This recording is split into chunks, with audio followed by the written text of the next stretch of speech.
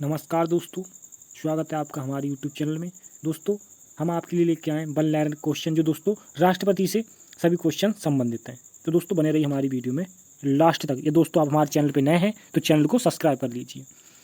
तो दोस्तों पहला ही क्वेश्चन हमारा,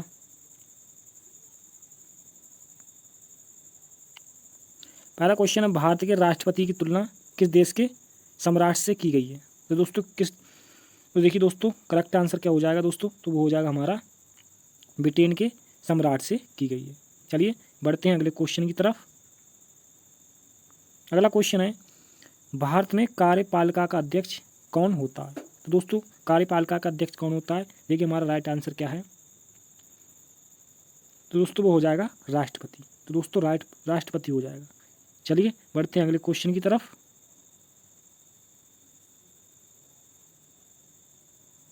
अगला क्वेश्चन है, संघ कार्यपालिका शक्ति निहित है। दोस्तों किसके पास निहित है? तो देखते हैं हम दोस्तों। तो दोस्तों वो हो जाएगी राष्ट्रपति में। किसमें दोस्तों? राष्ट्रपति में। चलिए बढ़ते हैं अगले क्वेश्चन की तरफ। अगला क्वेश्चन है दोस्तों, भारत का राष्ट्रपति होता है तो दोस्तों क्या होता है? देखिए दोस्तों हम राइट आंसर देखते हैं। दोस्तों हो जाएगा राज्यों का प्रधान। क्या होता है दोस्तों? राज्यों का प्रधान। चलिए बढ़ते हैं अगले क्वेश्चन की तरफ। अगला क्वेश्चन है, भारतीय संविधान के अनुसार देश का प्रथम नागरिक कौन होता है? दोस्तों कौन होता है? देखिए तो दोस्तों वो हो जाएगा हमारा राष्ट्रपति। राष्ट्रपति विल बी राइट आंसर। चलिए बढ़ते हैं अगले क्वेश्चन की तरफ।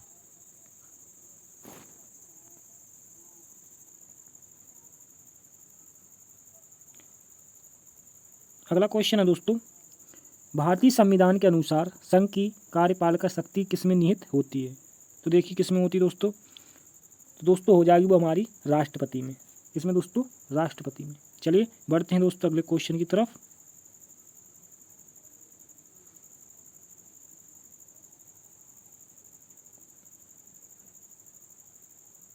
अगला क्वेश्चन है, भारतीय संविधान के अनुसार देश की तीनों सेनाओं का अध्यक्ष कौन होता है?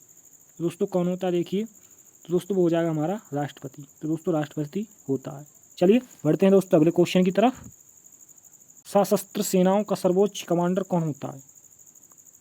तो दोस्तों देखिए कौन होता है? तो दोस्तों वो हो जाएगा राष्ट्रपति।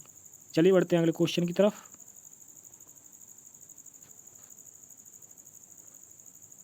तो दोस्तों जो भारत का राष्ट्रपति निर्वाचित होने के लिए आयु सीमा कितनी होनी चाहिए? तो दोस्तों होनी चाहिए 35 वर्ष। अगला क्वेश्चन है दोस्तों, एक व्यक्ति राष्ट्रपति पद के लिए कितनी बार निर्वाचित हो सकता है? दोस्तों देखिए कितनी बार निर्वाचित हो सकता है? तो दोस्तों उसकी कोई सीमा नहीं, जब तक जिंदा रहेगा तब तक हो सकता है। ठीक, चलिए अगले क्वेश्चन की तरफ बढ़ते हैं। अगला क्वेश्चन है, राष्ट्रपति का निर्वाचन किस प्रकार से होता है? तो देखिए दोस्तों किस प्रकार से होता है? तो वो हो जाएगा दोस्तों हमारा अप्रत्यक्ष रूप से। तो दोस्तों जो राष्ट्रपति का निर्वाचन होता है वो अप्रत्यक्ष रूप से होता है। चलिए बढ़ते हैं अगले क्वेश्चन की तरफ।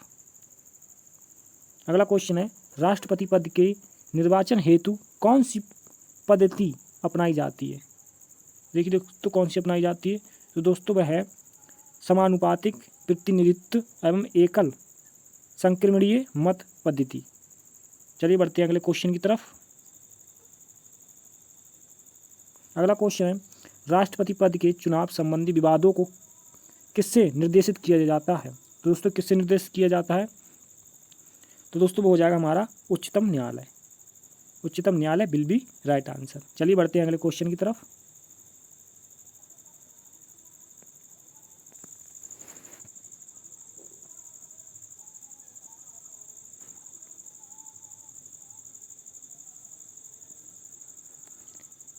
अगला क्वेश्चन है, राष्ट्रपति के चुनाव के लिए प्रस्तावक एवं अनुमोदकों को किस की कम से कम कितनी संख्या होनी चाहिए?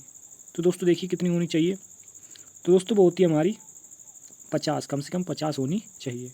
चलिए बढ़ते हैं अगले क्वेश्चन की तरफ। अगला क्वेश्चन है, भारत में राष्ट्रपति का चुनाव किया जाता है। दोस्तों देखिए किस प्रकार किया जाता है? तो दोस्तों वो हमारा खुला बैलेट वाली। ठीक दोस्तों, चलिए बढ़ते हैं अगले क्वेश्चन की तरफ। अगला क्वेश्चन है, राष्ट्रपति पद का चुनाव संचालित किया जाता है, किसके द्वारा संचालित किया जाता है दोस्तों? तो दोस्तों वो हो जाएगा हमारा निर्वाचन आयोग के द्वारा। किसके द्वारा? निर्वाचन आयोग के द्वारा। चलिए बढ़ते हैं अगले क्वेश्चन की तरफ। अगला क्वेश्चन है, राष्ट्रपति चुनाव संबंधी मामले किसके पास भेजे जाते हैं? दोस्तों किसके पास भेजे जाते हैं? तो दोस्तों भेजे जाते हैं वो हमारे उच्चतम न्यायालय के पास। चलिए बढ़ते हैं अगले क्वेश्चन की तरफ। अगला क्वेश्चन है दोस्तों, भारत के राष्ट्रपति को उसके कार्यकाल की समाप्ति से पूर्व किस प्रकार हटाया जा सकता है? तो दोस्तों किस प्रकार से हटाया जा सकता है? तो दोस्तों वो हमारा महाभियोग द्वारा। दोस्तों महाभियोग की प्रक्रिया होती है, उसके द्वारा हटाया जाता है। चलिए बढ़ते हैं अगले क्वेश्चन की तरफ। अगला क्वेश्चन है, भारत के राष्ट्रपति को उसके पद से हटाने का अधिकार किसको प्राप्त है? तो दोस्तों किसको प्राप्त है? देखिए, तो दोस्तों वो अधिकार जो है वो संसद को प्राप्त है। ठीक, चलिए बढ़ते हैं दोस्तों अगले क्वेश्चन की तरफ। अगला क्वेश्चन दोस्तों, संघ की कार्यपालिका शक्ति किस अनुच्छेद के अंतर्गत राष्ट्रपति में निहित है? तो दोस्तों देखिए जो है वो अनुच्छेद 53 के। इससे अगला क्वेश्चन देखिए दोस्तों, अनुच्छेद 61 के अंतर्गत राष्ट्रपति पर महाभियोग संसद के किस सदन द्वारा प्रदान किया जा सकता है? तो दोस्तों संसद के किसी भी सदन द्वारा किया जा सकता है। चलिए बढ़ते हैं दोस्तों अगले क्वेश्चन की तरफ। अगला क्वेश्चन है, राष्ट्रपति को कोई भी विषय पुनर्विचार के लिए मंत्रिपरिषद को वापस भेजने का अधिकार संविधान संशोधन द्वारा प्रदान किया गया है। तो दोस्तों देखिए किसके द्वारा? तो दोस्तों वो है 44वें संशोधन द्वारा। चलिए बढ़ते हैं अगले क्वेश्चन की तरफ।